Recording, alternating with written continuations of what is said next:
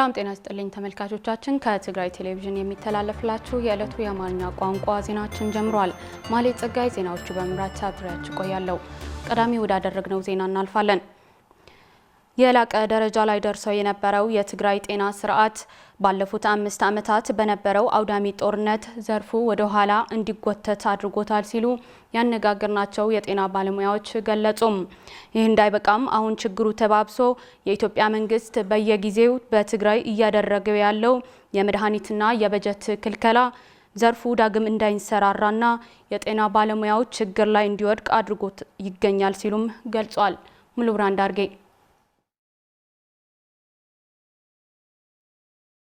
የትግራይ የጤና ስርዓት ከ20 ዓመታት በላይ ወደ ላቀ ደረጃ ተሸጋግሮ ጤናማ ማህበረሰብ እንዲኖር በርካታ ስራዎች እየተሰሩ መምጣታቸውና በነበረው አገልግሎት አሰጣጥም ዘርፉ 90% ውጤታማ ስራዎች መሰራታቸው አይዘነጋም። በነበረው አውዳሚ ጦርነት ግን ዘርፉ ከፍተኛ ውድመት እንዲደርስበት ተደርጎ አሁን ላይ የጤናው ዘርፍ ወደ ኋላ የተጎተተበት ሁኔታም ተፈጥሮ ይገኛል። ታዲያ ይህ ዘርፍ በተደረገው ስምምነት መሰረት አንጻራዊ ሰላም ተፈጥሮ ዘርፉ ከዚህ ቀደም ወደ ነበረበት አገልግሎት አሰጣጥ ይመለሳል ተብሎ ቢታሰብም አሁንም በኢትዮጵያ መንግስት አማካኝነት በትግራይ እየተደረገ ያለው የነዳጅ የትራንስፖርት የመድኃኒትና የደሞዝ ክልከላ ዘርፉንና ሙያተኞቹን ክፉኛ እየጎዳ መሆኑን ያነጋገርናቸው በአይደር ክፍለ ከተማ የሰሜን ጤና ጣቢያ የጤና ባለሙያዎች ገልጸዋል። በዚህ ሰዓት ያለው የሐኪሞች ችግር በጣም አስቸጋሪ ነው። ምክንያቱም ሁሉም አይነት የግልጋሎት የምንሰራባቸው ትራንስፖርት ይሁን መድኃኒት ይሁን ሌሎችም ሐኪም ያለ ደሞዝ ነው የሚሰራ ያለውና በጣም አስቸጋሪ ሁኔታ ነው ያለነው። አሁን ሁኔታ ያለው ነገር በጣም ሁሉም ነገር አስቸጋሪ ነው። የበጀትም የነዳጅም የትራንስፖርት ችግር በጣም በሰራተኛውና በህብረተሰቡ ተጽዕኖ እያሳደረ ነው። በክልከላው ሳቢያ የጤና ባለሙያው ለከፍተኛ ችግር መጋለጡንና ባለሙያው ያነገበውን ተልእኮና ህብረተሰቡን ለማገልገል የገባውን ቃል ተግባራዊ ለማድረግ በክልከላው ምክንያት እየተደናቀፈ መሆኑን ይናገራሉ። በሙያችን ልንሰራ ሊያደርገን አልቻለም። ትራንስፖርት በጊዜ ልንገባ አልቻልንም እና በወሊድ ግልጋሎቱም ይሁን ቶሎ ግልጋሎት ካልሰጠ በጊዜው በትራንስፖርት እዚህ ካልመጣ ያው ሁሉም ግልጋሎት በጊዜው ለመስጠት አልቻልንም። በተደረገው ክልከላ ምክንያት ህብረተሰቡም ቢሆን በመድኃኒት እጦትና ትራንስፖርት ማጣት ምክንያት ለከፍተኛ ማህበራዊ ኢኮኖሚያዊ ችግር እየተጋለጡ መሆኑን የጠቀሱት የጤና ባለሙያዎቹ በተለይም ተላላፊ ያልሆኑ በሽታዎች መድኃኒት ተጠቃሚ ወገኖች ላይ ችግሩ የበረታ መሆኑን ሙያተኞቹ አመላክተዋል። ማህበረሰቡ ያለው ችግር በጣም በጭንቀትና በመከራ ላይ ያለው ያው የመድኃኒት እጦት ስላለ አብዛኞቹ ደግሞ ክሮኒክ ኢልነስ ያላቸው እንደ ሃይፐርቴንሽን፣ ስኳር፣ ሌሎችም ካርዲያክ ኬዝም አሉ፣ ሌሎችም አሉ። የወሊድ ግልጋሎት በኢመርጀንሲ የሚታይ ስላለ አሁን ዛሬ ያጋጠመኝ ሌሊት አዳሪ ነበርኩኝ እና እናት ከልጇ ሌሊት ለመምጣት አልቻለችም እና ቮሚቲንግ ዲያሪያ የተቅማጥና ትምላስ ነበረው እና እንዴት ላመጣው ብላ አሁን ጧት ነው ያመጣችው እና ኢመርጀንሲ ሆኖ ነው የመጣብኝ። ቢመጣ ኑሮ ልጁ እና በጊዜው ሊታከም ነበርና በግልጋሎት ያለው ችግር በጣም ነው የተቸገር ነው። ለመድኃኒትም ወደ ውጭ ትልኪዋለሽ እዚህ መድኃኒት ስለሌለ ማለት ነው። የመድኃኒት አቅርቦት የለም። ስለዚህ እዚህ አገልግሎት አግኝቶ መድኃኒት የለም ወደ ውጭ ስትልኪው በጣም ያዝናል። አስቸጋሪ ሁኔታ ነው ያለው። የተደረገውን ሁለንተናዊ ክልከላ በትግራይ ከዚህ በፊት የነበረውን ቀውስ የሚያባብስ መሆኑ በመገንዘብ ይህ ጊዜ የማይሰጠው ጉዳይ በአፋጣኝ ሊፈታ ይገባል ሲሉ ባለሙያዎቹ መልእክት አስተላልፈዋል። ያው መንግስት ያለውን ሁኔታ ተረድቶ ለህብረተሰቡ የተመቻቸ የመድኃኒት አቅርቦትና የበጀትም የነዳጅም ሁኔታ ቢፈታለት ህብረተሰቡም ተጠቃሚ ይሆናል ብዬ አምናለሁ። የመቀለ ከተማ ማህበራዊ ጉዳይ አማካሪ አቶ ጌታቸው ወዳጅ በበኩላቸው ሁኔታው አሳሳቢ መሆኑን ገልጸው ድርጊቱን ሆን ተብሎ እየተሰራ መሆኑንም ገልጸዋል። እንደ ኢትዮጵያ አካል ሆነን ትግራይ እየተገፋች ነው ያለችው። አሁን ሰው ትክክል አይደለም ብሎ ለኢትዮጵያ ህዝብ ድምጹን የሚያሰማበት ሁኔታ ላይ ነው ያለ ነው። የኢትዮጵያ መንግስት ይህን ተስኖት አይደለም ይህን እያደረገ ያለው ሆን ብሎ የትግራይ ህዝብ ለመጉዳት ታስቦ እየተደረገ ያለው መሆኑን ይታወቃል። ምክንያቱም መድኃኒት የምትከለክዩ ለምን? ለህዝቡ ነው።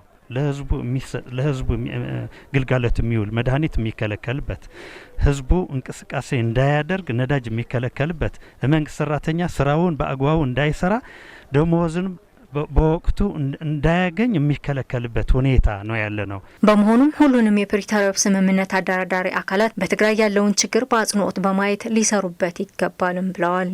የኢትዮጵያ ሕዝብ ይህን ግፍ አይቶ ለኢትዮጵያ መንግስት ተጽዕኖ የሚያደርግበት ጊዜ አሁንና አሁን ነው ያለው።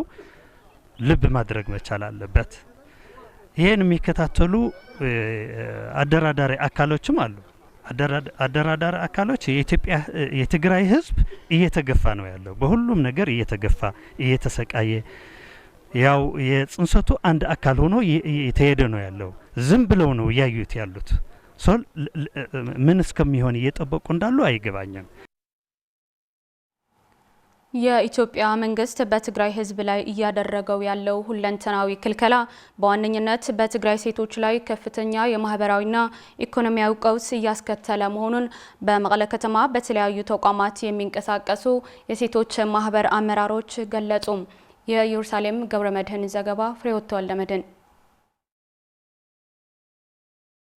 የኢትዮጵያ መንግስት በትግራይ ህዝብ ላይ እየፈጸመ ያለው የነዳጅ በጀት፣ መድኃኒትና እንዲሁም ሌሎች መሰረታዊ አቅርቦቶች ክልከላ በዋነኝነት ሴቶችን ለከፍተኛ ኢኮኖሚያዊና ማህበራዊ ችግር የሚዳርግ ነው ሲሉ በመቀለ ከተማ በተለያዩ ተቋማት የሚንቀሳቀሱ የሴቶች ማህበር አመራሮች ተናግረዋል። ክልከላ ንዓና ድማ ብዝበለጸ ንደቂ አንስትዮ በኢትዮጵያ መንግስት እየተደረገ ያሉ የበጀትና የነዳጅ ክልከላ በበለጠ እየጎዳ ያለው ሴቶችን ነው።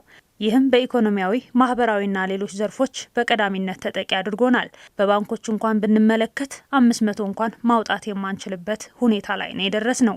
ተጋሩ ከም ተጋሩ ደቂ አንስትዮ ደግሞ በፍላይ ደግሞ የትግራይ ህዝብ በዋናነት ደግሞ ሴቶችን ልጅ ወልደው በእንክብካቤ እንዳያሳድጉ ዘርፈ ብዙ ጫናዎች ነው እየደረሰባቸው ያለው። ይህ ማለት ደግሞ እንደ ህዝብ እንድንጠፋ ያለመ ነው። የኢትዮጵያ መንግስት በትግራይ ህዝብ ላይ ያደረገው ዘርፈ ብዙ ክልከላዎችን ማንሳት አለበት ያሉት ሴቶቹ በጦርነት ምክንያት ከፍተኛ ቀውስ ያስተናገደውን ህዝብ ካለበት ጉዳት እንዲያገግም ለማድረግ በመግባባት ስራዎች ሊሰሩ እንደሚገባም ተናግረዋል። ሕክምና ተከልኪሉ ሳን ኢኮኖሚ ማህያ ተከልኪሉ በገንዘብ ማጣት ምክንያት የሕክምና አገልግሎት ማግኘት አልቻልንም። ደሞዝ ተከልክሏል። አሁን ላይ በልቶ ማደር የማይቻልበት ደረጃ ላይ ተደርሷል። ይህ የጥሬ ገንዘብ ክልከላ በዋናነት ሴቶችን አደጋ ላይ የጣለ ነው። ዋና ነገር እትናይ ፕሪቶሪያ ውዕሊ መሰረት በዋናነት የፕሪቶሪያ ስምምነትን መሰረት ተደርጎ ነበር ትግበራ መደረግ የሚገባው። አሁን ላይ ግን ምን ያመጣሉ፣ የት ይደርሳሉ ተብሎ ነው ተረግጠን እንድንኖር እየተደረግን ያለ ነው።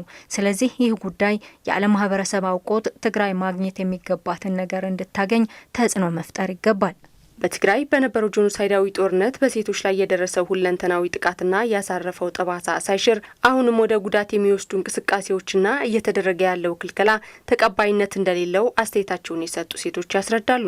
መንግስት ፌደራል ድማ ዝክልከላታት እዚ የፌዴራል መንግስት በአስቸኳይ ኃላፊነቱን በመውሰድ በህዝቡ ዘንድ የሚነሱ ጥያቄዎችን በማዳመጥ ዘለቄታዊ መፍትሄ ሊሰጠው ይገባል። ንሕና ከፌዴራል መንግስት ትጽቢት ንገብሮ ከፌዴራል መንግስቱ የሚጠበቀው የፕሪቶሪያው የሰላም ስምምነት ወደ ተግባር በመቀየር የትግራይ ግዛታዊ አንድነት ማስጠበቅ፣ ተፈናቃይ ወገኖች ወደ ቀያቸው እንዲመለሱ የትግራይ መልሶ ግንባታ ማፋጠን ይገባል። ይህ ማለት ደግሞ የመንግስት ሰራተኛው ደሞዝ መክፈል፣ ነዳጅ እንዲሁም ሌሎች መሰረታዊ ነገሮች ማሟላትን ያካተተ ነው።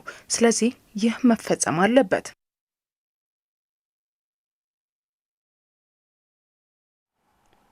የትግራይ ህዝብ የፕሪቶሪያ ውል እንዲተገበር በተደጋጋሚ ጥሪዎች ቢያደርግም በኢትዮጵያ መንግስት በኩል ሰሚ እንዳላገኙ የምስራቃዊ ትግራይ አስተዳደር ዶክተር አብርሃም ሀጎስ ገለጹ። የፕሪቶሪያ ውል ተፈራራሚ የሆነው ህወሓት ሁሉም ነገሮች በሰላም እንዲያልቁና የትግራይ ህዝብ መሰረታዊ ጥያቄዎች እንዲመለሱ ያልታከተ ጥረት ማድረጉን ያስታወሱት አስተዳዳሪው በኢትዮጵያ መንግስት በኩል ሰሚ እንዳላገኙና ተፈናቃዮች በከባድ ስቃይና ሞት አፋፍ ላይ መሆናቸው አስረድተዋል። በፕሪቶሪያ ውል መሰረት ተፈቅደው የነበሩ አገልግሎቶች በኢትዮጵያ መንግስት በኩል ቀስ በቀስ እየተቋረጡ መሆናቸው የገለጹት ዶክተር አብርሃም መድኃኒት፣ በጀትና ነዳጅ ሙሉ በሙሉ በመቋረጣቸው ምክንያት የትግራይ ህዝብ ሌላ መፍትሄ እንዲያማትር ሊያስገድዱት እንደሚችል መግለጻቸው ድምጽ ወያነ ትግራይ ዘግቧል።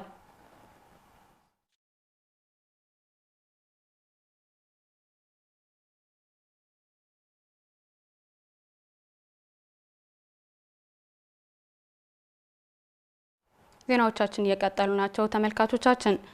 ከትግራይ ምዕራባዊ ዞን የተፈናቀሉ ወገኖች ለምን እስካሁን ወደ ቀያቸው አልተመለሱም? ለምንስ የፕሪቶሪያው ስምምነት ሙሉ በሙሉ አልተተገበረም?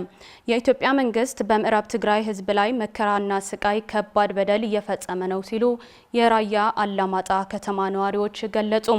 በፕሪቶሪያው ስምምነት መሰረት በርካታ የትግራይ ችግሮችና ጥያቄዎች እንዲመለሱና እንዲፈቱ ብንሰራም ችግሮቹ እየተባባሱና ወዳልሆነ አቅጣጫ እየሄዱ ስምምነቱ አደጋ ላይ የሚጥል ምልክት እያየን ነው ሲሉም የትግራይ ጊዜያዊ አስተዳደር ፕሬዝዳንት ታደሰ ወረደ ተናገሩ።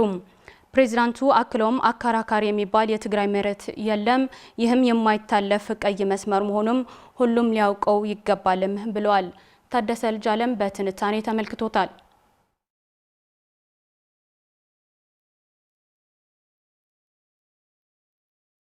በትግራይ የተካሄደው ጄኖሳይዳዊ ጦርነት ያስቆመው በፕሪቶሪያው የተደረሰው የሰላም ስምምነት ለትግራይ ህዝብ ከሞላ ጎደል እፎይታን የሰጠ መሆኑ ይታወቃል። ይህ ስምምነት የተወሰኑ መሰረታዊ አቅርቦቶችን ቢፈታም አሁንም የትግራይ ህዝብ መሰረታዊ ጥያቄዎች እልባት ያልሰጠም፣ በተለይም የትግራይ ግዛት አንድነት ያላረጋገጠም፣ ተፈናቃይ ወገኖች ወደ ቀያቸው ያልመለሰም፣ አሁንም ወደ ዳግማዊ የጦርነት ስጋት የከተተ ሁኔታ ተፈጥሯል።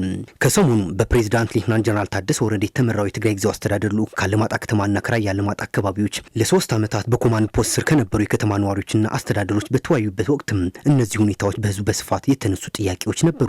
ከትግራይ ምዕራባዊ ዞን የተፈናቀሉ ወገኖች ለምን እስካሁን ወደ ቀያቸው አልተመለሱም?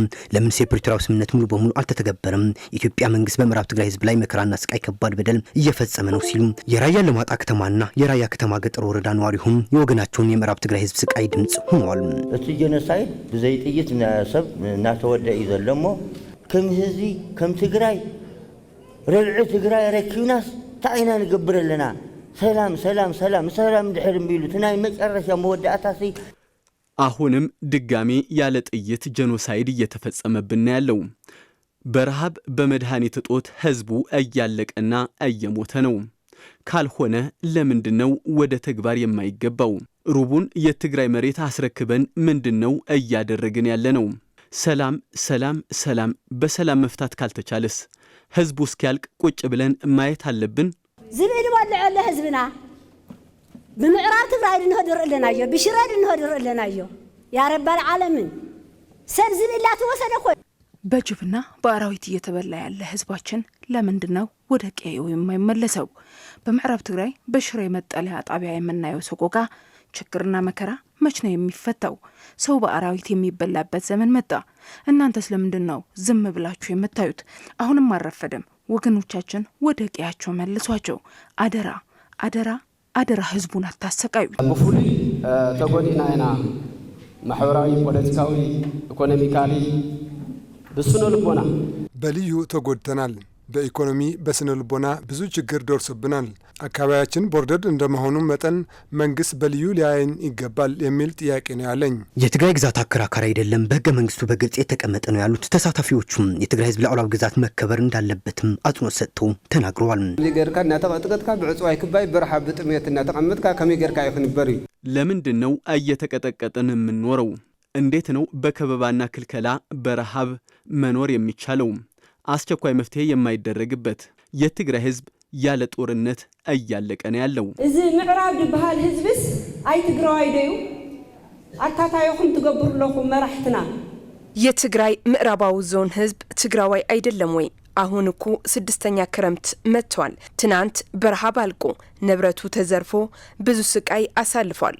እባካችሁ መሪዎቻችን ችግሩ በልዩ አይታችሁ እንድትፈቱት። የትግራይ ወሰን በግልጽ የሚታወቅ መሆኑና የራያ አላማጣ ከተማና ወረዳው አዋሳኝ አካባቢ ከመሆኑ አንጻር የተለያዩ ብሔር ብሔረሰቦች በአካባቢው ሰፍረው እንደሚገኙ የተናገሩት ደግሞ የትግራይ ደቡባዊ ዞን ዋና አስተዳዳሪ አቶ ዝናቡ ገብረመድህን ራያ አላማጣ ወረዳና ራያ አላማጣ ከተማ አከራካሪ ሳይሆን በታሪክም በህግም የትግራይ ግዛት መሆናቸውን ገልጸዋል።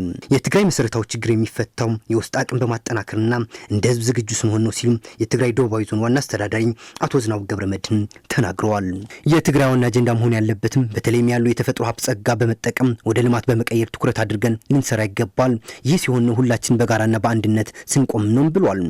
ስለስተና መጀመሪያ ስራ ከም ህዝቢ ኣብ ጉዳይ ትግራይ ሓደ ራእያ ክንሕዝለና ያ ታኻለይቲ ኣብ ልምዓትና ክንወፍር ንኽእለና ያ እንድሕር ኣብ ልምዓትና ጠንከርና ኮይኑ ኣጀንዳና ልምዓት ይኮን ኣጀንዳና ና ትግራይ ምልዋጥ ይኮን ብዙሕ ሃፍተገነት ኣለና ይህ አካባቢ ሳይፈልግና ተገዶ በኮማንድ ፖስት ስር እንዲተዳደር ተደርጓል።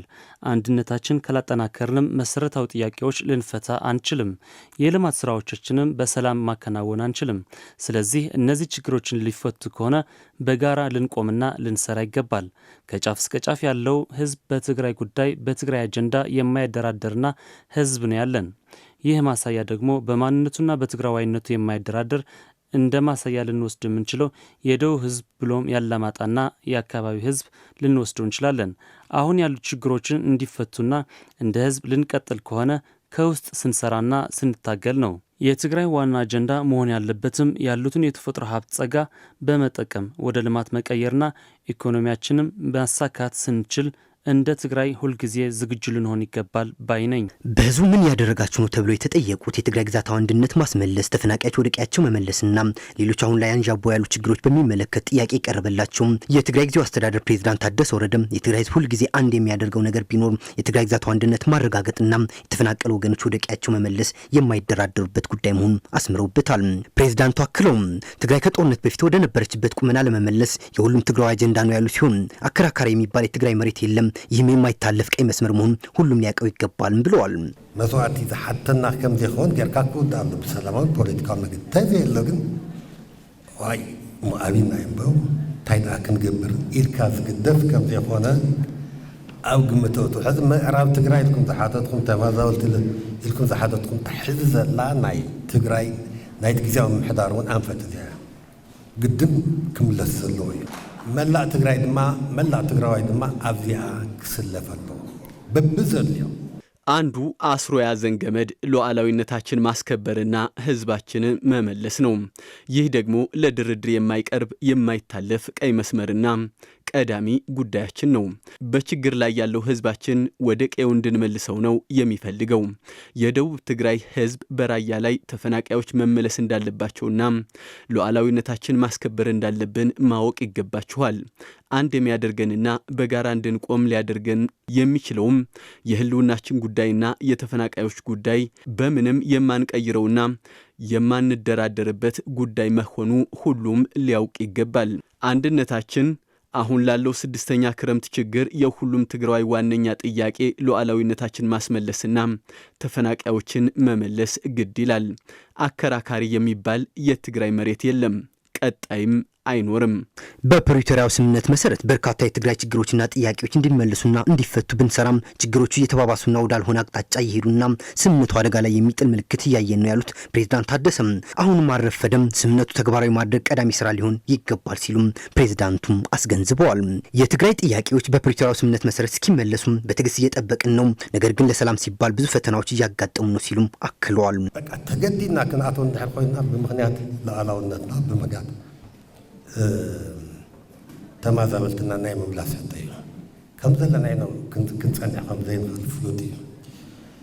ካብዚ አንጻር ኩላትና ክንዳሎ ዘለና የሁላችንም ችግር ሉዓላዊነታችንን ማስከበርና ተፈናቃዮችን መመለስ በመሆኑ ነው። ደሞዝ መከልከሉ፣ በጀት መዘጋቱና ነዳጅ ክልከላ ማድረጉ ለትግራይ ህዝብ ወደ ከፋ ችግር እያስገባውና እያወሳሰበው ይገኛል። የትግራይ ህዝብም አሁን እየጠየቀ ያለው የፕሪቶሪያ ስምምነት ለምን ሙሉ በሙሉ አልተተገበረም ነው እያለ ያለው። ይህም ትክክለኛ ጥያቄ ነው። ይህ መመለስ ካልተቻለ ሳንፈልግ ዳግም ወደ ሌላ ዙር ጦርነት ልንገባ እንችላለን። የትግራይ ወቅታዊ ችግሮችም በጊዜ የለም መንፈስ ሊፈቱ ይገባል። የትግራይ ህዝብ የጦርነት አስከፊነት በሚገባ የሚገነዘብ እንደመሆኑ መጠን ሁልጊዜም ለሰላም ያለው ቁርጠኝነት ግልጽ መሆኑ ይታወቃል።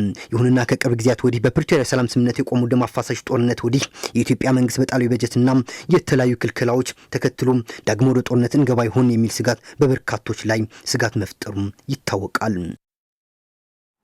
በመጨረሻም የውጭ ዜና እንደ አውሮፓውያን አቆጣጠር በ2025 ከባድና በርካታ የስደተኞች ሞት የተመዘገበበት ዓመት ሆኖ አልፏል ሲል የተባበሩት መንግስታት ድርጅት ባወጣው ሪፖርት አስታወቀ። ስለሽ ሐጎስ ተጨማሪ አለው።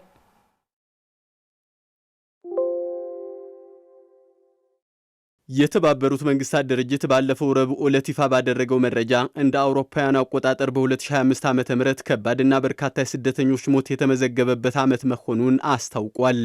ብዙ ሞት የታየበት ምስራቃዊ ኮሪደር ሲሆን ይህም ከምስራቅ አፍሪካ መነሻ አድርገው ወደ አረብ ሀገራት ለመግባት ሲሞክሩ ነው ሞት ያጋጠመው ይላል የተመድ መረጃ።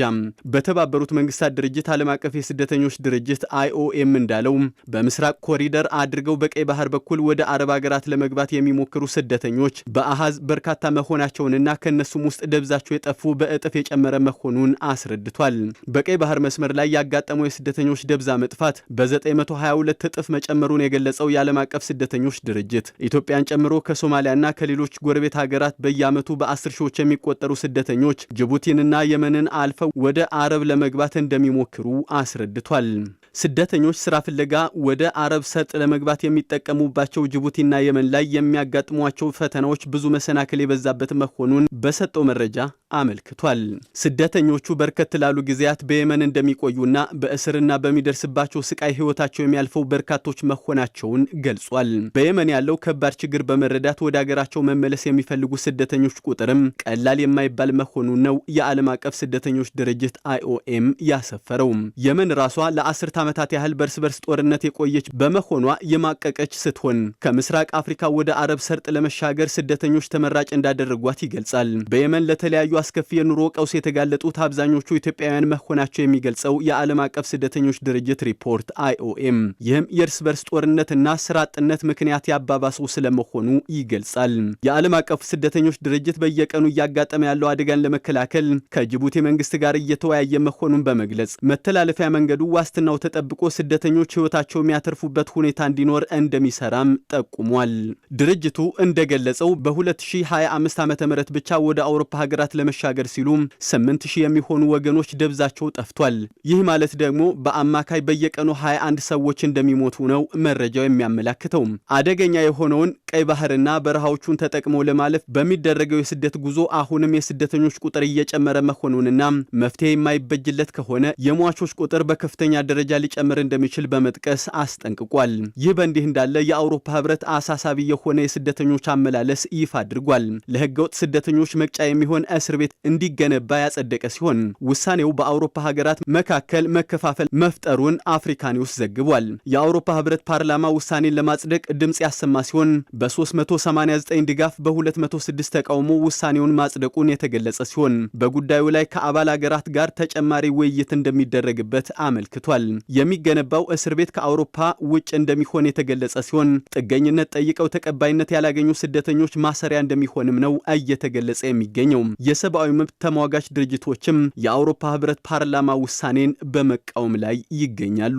የተባበሩት መንግስታት በሰጠው ሪፖርት ወደ ስደት ከሚያቀኑ መካከል ኢትዮጵያ የምትገኝበት ሲሆን በተለይም አሁን ላይ የኢትዮጵያ መንግስት በትግራይ ህዝብ ላይ እየፈጸመ ያለው በደል፣ ግፍና መከራ መሸከም የከበደው የትግራይ ወጣት ህገወጥ ስደትን ምርጫው አድርጎ ህይወቱ እያለፈ ያለው የትግራይ ወጣት ለመቁጠር አዳጋች እየሆነም ይገኛል። ከትግራይ ቴሌቪዥን የሚተላለፍላችሁ የዕለቱ የአማርኛ ቋንቋ ዜናችን አብቅቷል። አብራችሁን ስለነበራችሁ እናመሰግናለን። በያላችሁበት ሰላም